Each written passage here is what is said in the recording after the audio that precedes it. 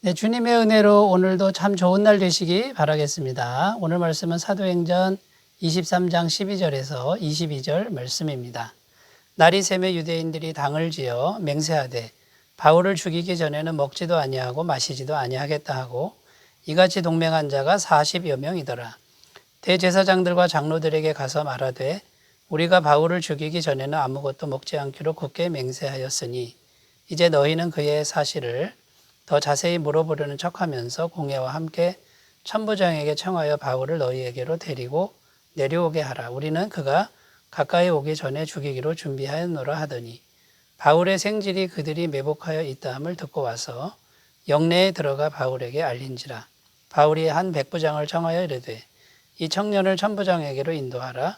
그에게 무슨 할 말이 있다 하니 천부장에게로 데리고 가서 이르되 죄수 바울이 나를 불러 이 청년이 당신께 할 말이 있다 하여 데리고 가기를 청하더이다 하매 천부장이 그의 손을 잡고 물러가서 조용히 묻되 내게 할 말이 무엇이냐 대답하되 유대인들이 공모하기를 그들이 바울에 대하여 더 자세한 것을 묻기 위함이라 하고 내일 그를 데리고 공회로 내려오기를 당신께 청하자 하였으니 당신은 그들의 청함을 따르지 마옵소서.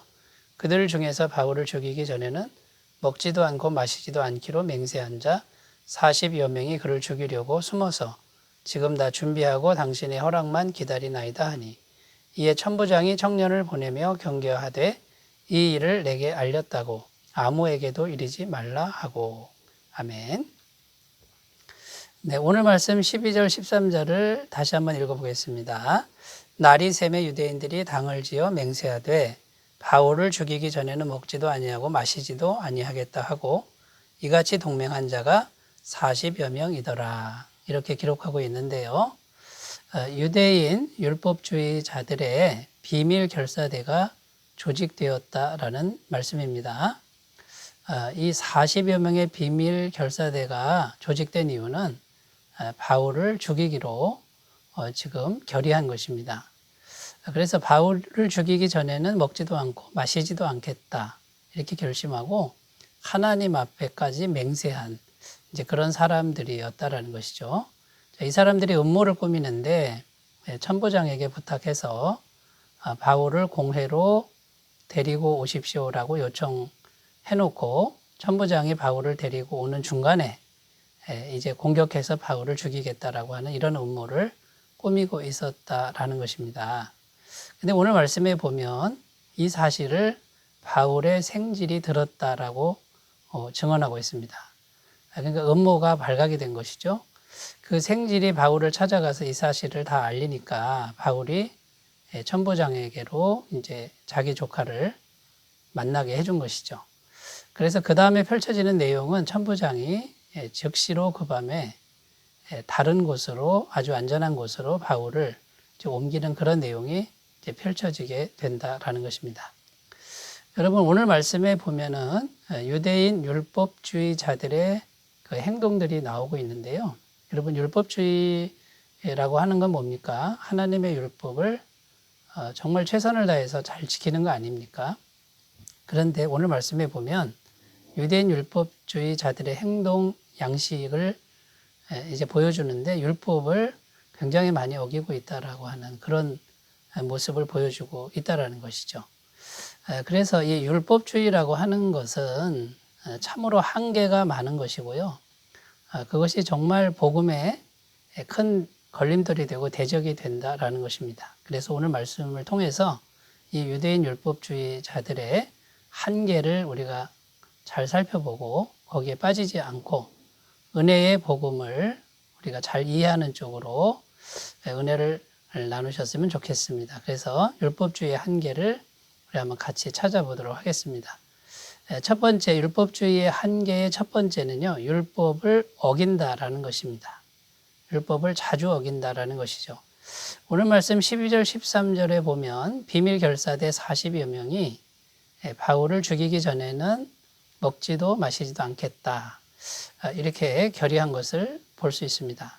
그런데 여러분 이 자체가 벌써 하나님의 율법을 어기고 있다라는 것이죠.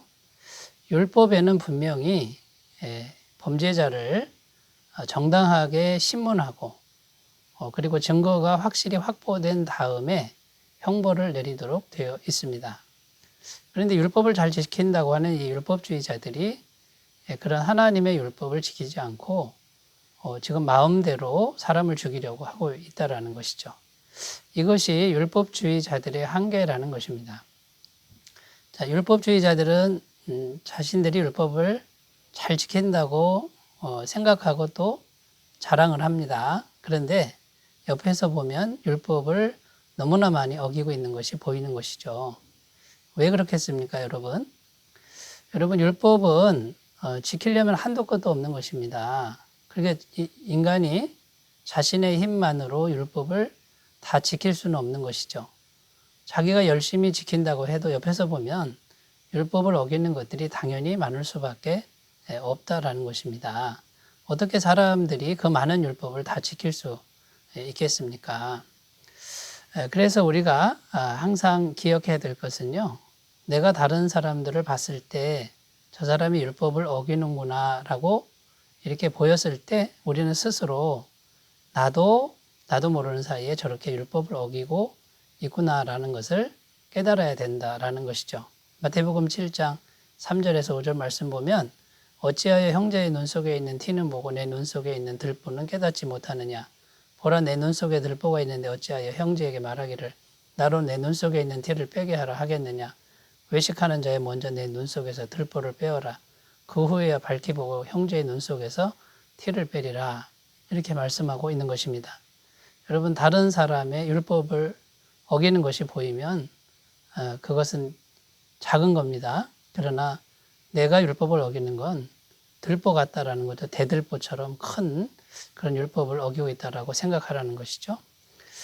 여러분 그러니까 우리가 이제 율법주의에 빠지면 내 힘으로 율법을 다 지켜야 되는데 그건 도저히 할 수가 없는 것이고요.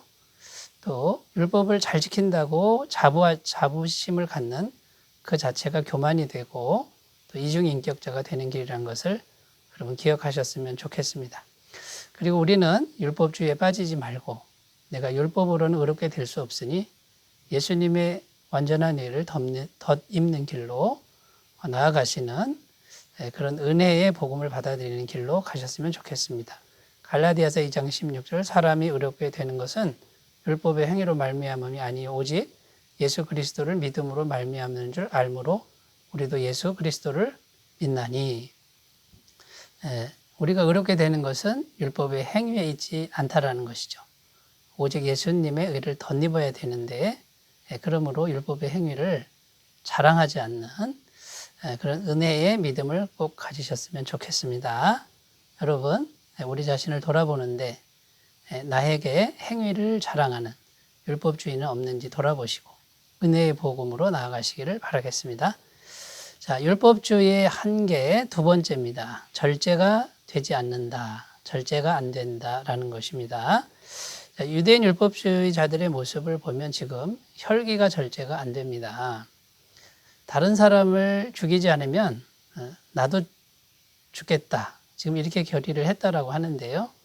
여러분 바울의 그 범죄가 정확한 증거가 없습니다. 사실무근인데 이 사람들이 왜 이렇게 혈기가 지금 끌어오르고 있는 것입니까? 그냥 소문만 들은 것이고 감정적으로 지금 행동하는 것이라는 겁니다.